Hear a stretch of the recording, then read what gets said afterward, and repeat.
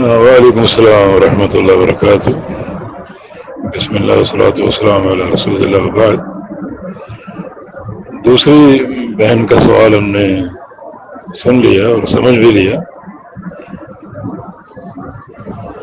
تو اس بارے میں ہماری عرض ہے واللہ تعالی اعلم کہ انہوں نے اپنے شوہر کے بارے میں جو کچھ بتایا ہے، تو شوہر کا رویہ اور موقف انتہائی ظلم پر قائم، اور یہ شوہر کسی لحاظ سے بھی تعریف کے مستحق نہیں ہے، کیونکہ رسول اللہ صلی اللہ علیہ وسلم نے ایک حدیث میں کسی انسان کی اچھی تعریف کے لیے اس کے گھر کے رویے کو بنیاد بنایا ہے۔ نبی علیہ السلام کا ارشاد گرامی ہے، خیرکم لأہلہ وانا خیرکم لأہلی،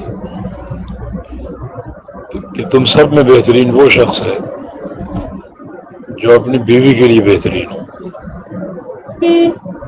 کس لحاظ سے؟ حقوق کی ادائیگی کے لحاظ سے، اس کو کھلانا پلانا پہنانا، اور پھر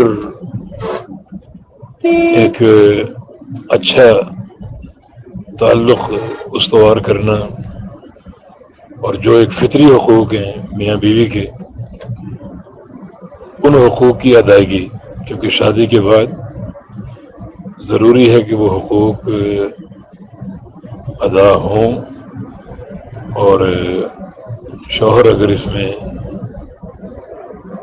کوتاہی برتتا ہے تو یقیناً وہ اپنی بیوی کے اس حق کو پامال کرنے کی کوشش کرتا ہے، اور ظاہر ہے کہ قیامت کے دن اس کی باز پرس ہوگی۔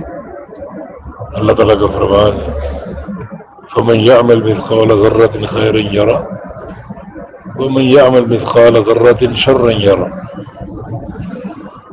اگر تم ایک ذرے کے برابر خیر کرو گے تو وہ دیکھ لو گے قیامت کے دن، اور اگر ایک ذرے کے برابر شر کرو گے، کسی کو اذیت دو گے یا کسی کا حق پامال کرو گے، تو اسے بھی قیامت کے دن دیکھ لو گے۔ ذرہ کیا چیز ہے؟ ذرہ ایک ایسی چیز ہے جس سے ہلکی کوئی چیز نہیں، لیکن اتنا ہلکا اچھائی یا اتنا ہلکا برائی کرنا کسی کے ساتھ بھی، یہ قیامت کے دن اللہ تعالیٰ سامنے لائے گا، اور اگر اچھائی کی ہے تو اس کا صلہ اور اجر عطا فرمائے گا، اور اگر برائی کی ہے یا حق تلفی کی ہے تو اس کی سزا ملے گی۔ تو اس خاتون کے شوہر کو اللہ تعالیٰ کا خوف کرنا چاہیے، اور بتانا چاہیے، سمجھانا چاہیے کہ نکاح کے تقاضے کیا ہیں۔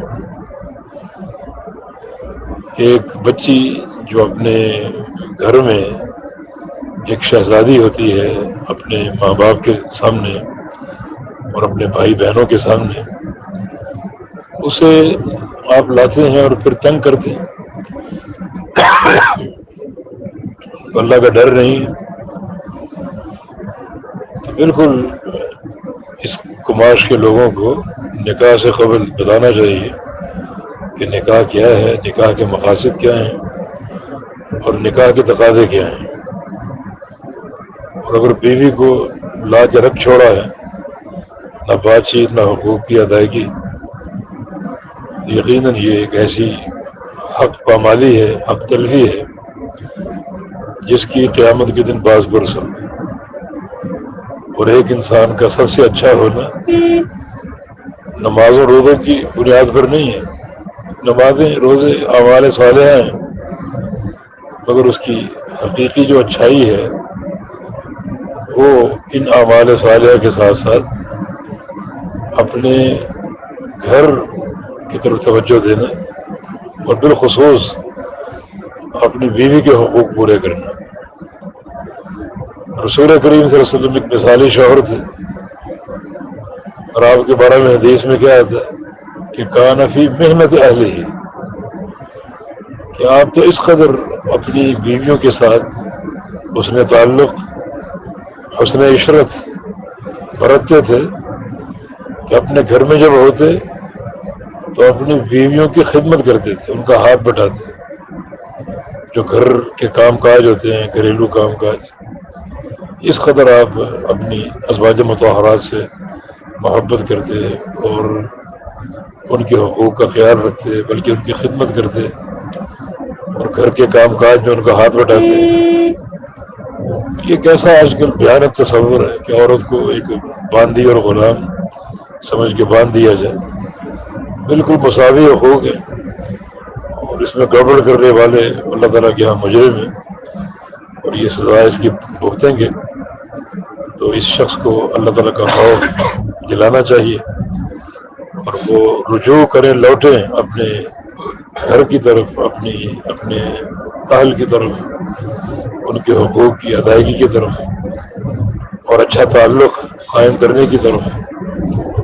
جو بھی اللہ تعالیٰ کی خشیت کے تقاضے ہیں انہیں وہ پورا کریں۔ اللہ تعالیٰ ہدایت دے اس شخص کو، اور اللہ رب العزت اپنے اہل کے ساتھ حسن سلوک کی توفیق عطا فرما دے۔ بارک اللہ فیکم۔ السلام علیکم ورحمۃ اللہ وبرکاتہ۔